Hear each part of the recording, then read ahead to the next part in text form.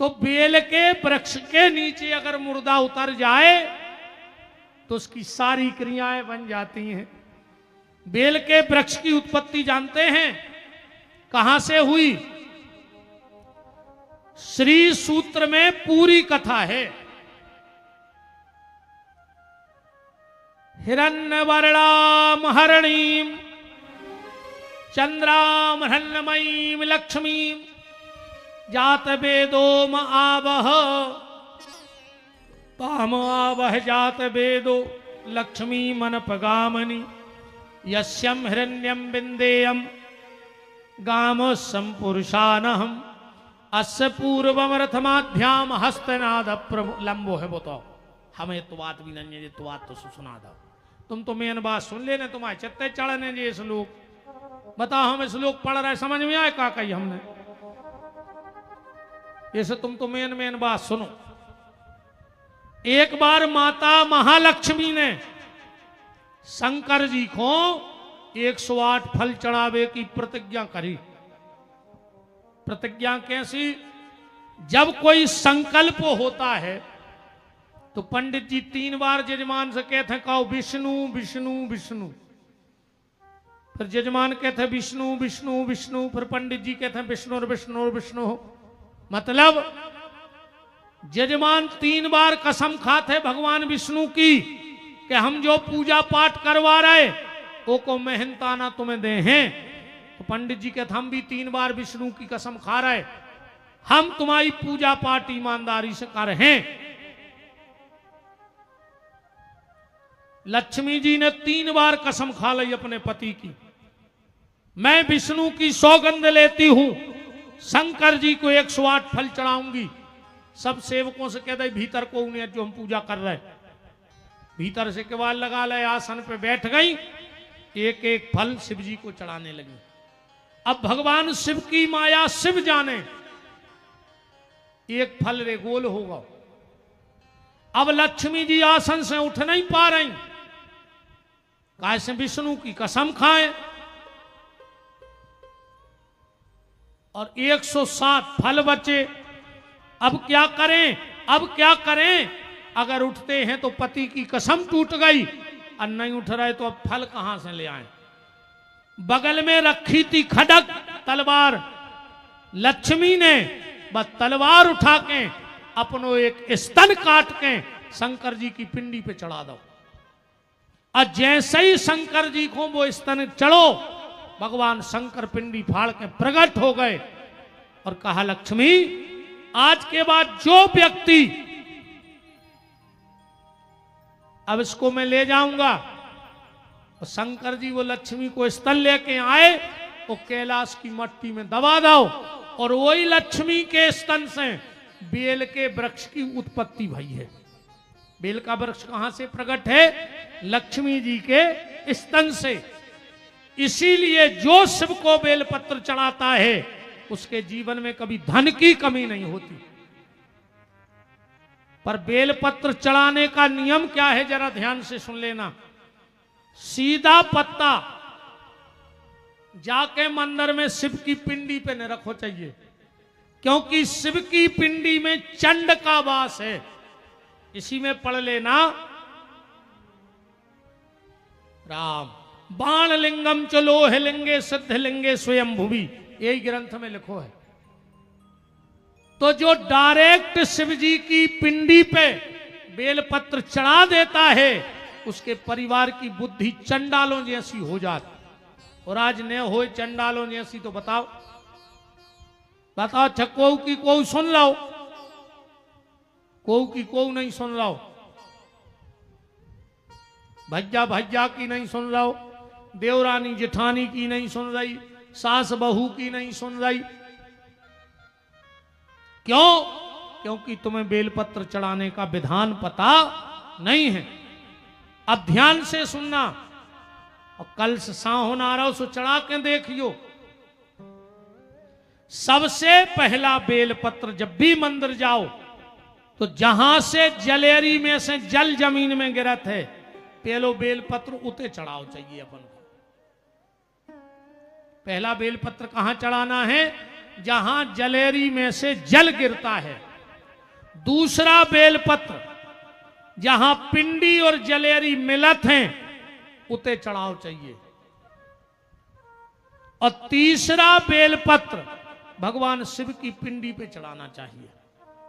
चौथा बेलपत्र नादिया को चढ़ाओ चज्जे काश नाद गया सब कछु। एक बार पार्वती ने पूछी कि भोलेनाथ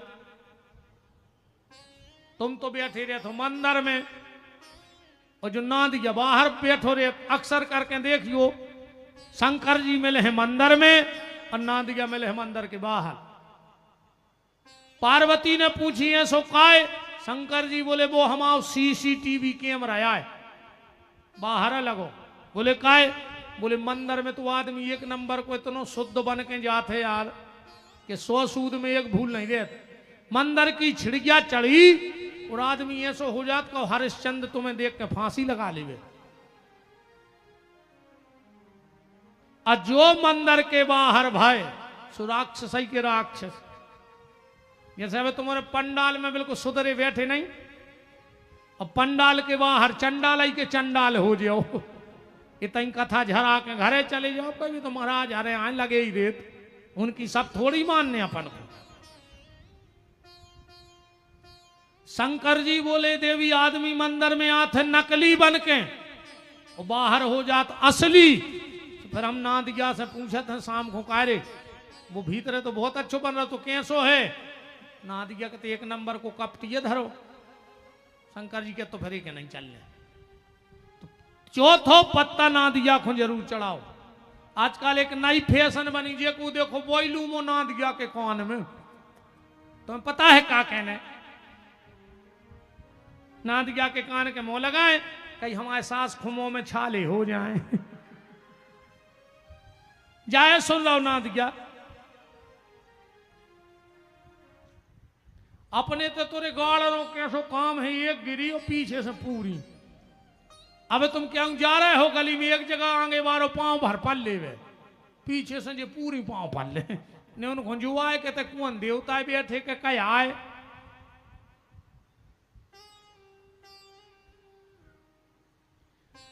नादिया के कान में क्या कहना है कि तुम्हारी बात भगवान तक पहुंच जाए। 5 लोगों की बात भगवान तक डायरेक्ट पहुंचती है। कबो जीवन में बहुत कष्ट आवे इन 5 जनों से अपनी तकलीफ सुनाइयो। सबसे पहली भगवान सुनत हैं गैया के कान में कई बई बात।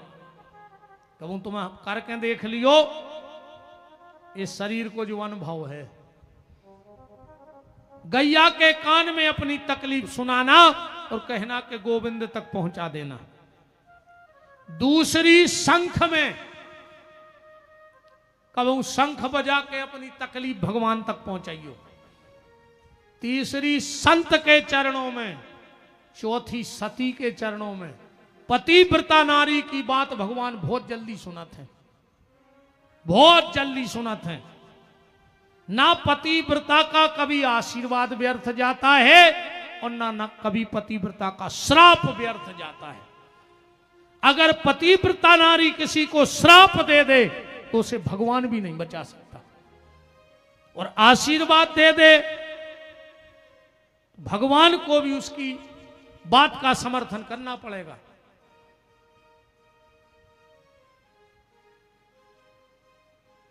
बात चल रही है बेल की पत्ती की। तो पहला बेलपत्र कहां चढ़ाना है? जहां जलेरी में से जल गिरे। दूसरो जहां पिंडी जलेरी इकट्ठी होए। तीसरो जहां पिंडी पर। चौथा नादिया पर। और 5वां त्रिशूल पर। ये 5 पत्ता चढ़ाइयो साहुन भर, तुम्हें लगे है कि हां अब हम पे शिव जी की कृपा भाई है। जिनके घर में पैसा व्यर्थ जाता हो, 11:48 दिन 12:12 के बीच में कबू बेलपत्री पे बीच के पत्ता पे शहद और इन दो ही पत्तों पे शक्कर छपा के शंकर जी को चढ़ा के देख लियो साहुन भर, तुम्हारे घर का पैसा व्यर्थ जाना बंद हो जाएगा। तुम्हारे घर में बहुत लड़ाई मची रहती हो, शाम को 5:48 से 6:12 में भगवान शंकर को बीच के पत्ता पे चंदन और दो ही पत्तों पे हल्दी लगा के ये 5 पत्ता चढ़ान लगो। तुम्हारे घर से दवाई बंद न हो रही हो, जितना कमाते हो उससे ज्यादा खर्च हो, पूरे साहुन भर रात के 11:48 से 12:12 के बीच में बीच के पत्ता पे सरसों को तेल और इन दो ही में शहद लगा के इन पत्तों में तुम शंकर जी को चढ़ा कर देख ले। बस 1 महीना बस तुम्हें पता पड़ जाए कि भगवान शंकर की कृपा क्या है। भगवान शिव का सबसे प्रिय भोजन क्या है पता है किसी को? क्या खाते हैं भगवान शिव सबसे प्रेम से? शहद और शक्कर। ये श्रावण भर भगवान शंकर को शहद और शक्कर मिला के भोग लगाइयो, फिर देखियो आनंद। पर वो के पीछे एक शर्त है हमारी। एक कहावत चलत है कि 1 लोटा जल और हर समस्या को हल। 1 लोटा जल में हो जे हल, टैंकर लगा दे शंकर जी के मंदिर में, दिन भराई चढ़न दे। जब 1 लोटा जल में समस्या को हल हो रहा हो तो अपन तो टैंकर धरवा दे, जल्दी हल हो जाए। देखो 1 लोटा जल हर समस्या का हल, पर जब मन में ना हो कोई छल तो हल है।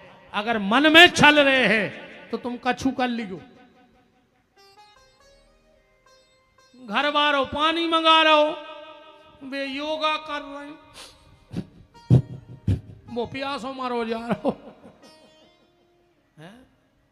तुम्हारे नाम में सुहाग ले ऐसी चलत है? चलत है ये तुम्हारे सुहाग लोगी जे हो जा। घर बारो भूखो फिर रहा हो, वो को चक्कर आ रहे, मोनी मोनों से पूछी कहीं मम्मी कहाँ है, कहीं सुहाग लो है, और सुहाग ला को ब्लड प्रेशर बढ़ रहा हो, वो रोटी ढूंढत फिर रहा हो कि 2 ही मिल जाती खावे।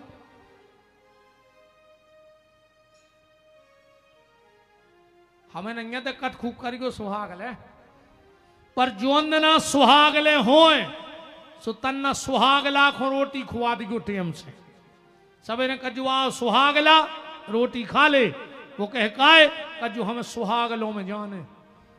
अच्छा नेरे हो तो पूजा पाठ होए, हाँ मैं तो दोना बना के धले तो कहीं सुबह अच्छो खाओ लाई ओली और घरे भाग जाए, खुद पुड़ी खाए आई, घर वाले को चना ले आएंगे जैसे वो घोरवा हुए कि जे तुम खा ले घोरवा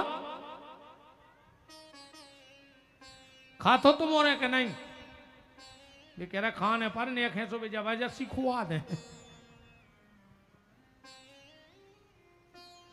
देखो अगर मन में छल होगा तो सारे पूजा पाठ व्यर्थ, और अगर निश्चल भावना से करो तो भगवान कोनो भी भाव में रीझे तुम्हारे। अब अवे जो कुंभ भरो तो 10% तो गए होंगे, हटा के नहीं गए होंगे, हम के 5% गए होंगे, कितने सुधर गए। लौट के एक आध मंदिर जा रहा हो रोज, क्या जाने सुधर गए। हमें तो जा बताओ महीना भरो तक डरे रहे, अकेले तो डुबकी मारे आए सुतर जाओ, उतई के उतई नहीं सुधरे रे। जो संग बारो को नहावे कहो की पूरी ने कार के खा ले चोरी से,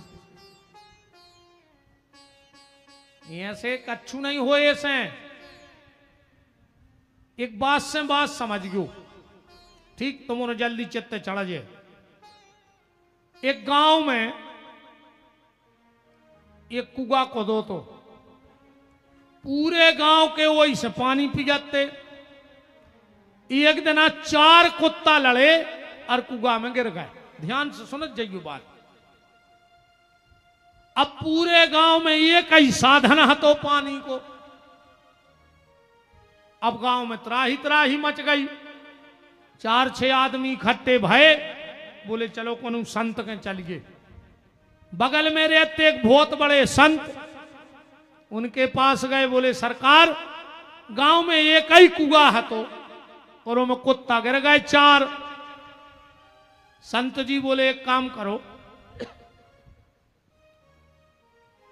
कुआ करवाओ खाली, उमें एक टैंकर डरवाओ गंगा जल, एक टैंकर डरवाओ नर्मदा जल, 11 गोमती चक्र, तुलसी के पत्ता, 11 कन्याओं के चरण धोके, सालक राम जी को जल डालो, फिर पानी पियन लगो। गांव के आयरे कुआ खाली करो, एक टैंकर जल डालो, नर्मदा जल, गोमती चक्र। अरे शाम को फिर पहुंचे वे तो उताई बाबा जी के। बोले बाबा जी, तुमने जो जो कही थी हमने सब करो, पर वो कुआ की पानी की बास नहीं जा रही। महात्मा जी बोले कहा रे वे कुत्ता फेंके थे कि नहीं? के लगे भी नहीं फेंके, तुमने कही थी, बताई नहीं थी। अब जा बताओ तुम कितना गंगा जल डाल दे, कितना नर्मदा जल डाल दे, जब तक वे भीतर के कुत्ता न फेंके तो बात चली जे। ऐसा ही तुम कितना कछु कर ले, पर जब तक जे काम, क्रोध, लोभ, मोह, मत्सर, दंभ, अहंकार, पाखंड, ईर्षा के कुत्ते भीतर रहेंगे, तब तक कुछ होने वाला नहीं है। इसलिए एक लोटा जल हर समस्या का हल, पर जब मन में ना हो कोई छल।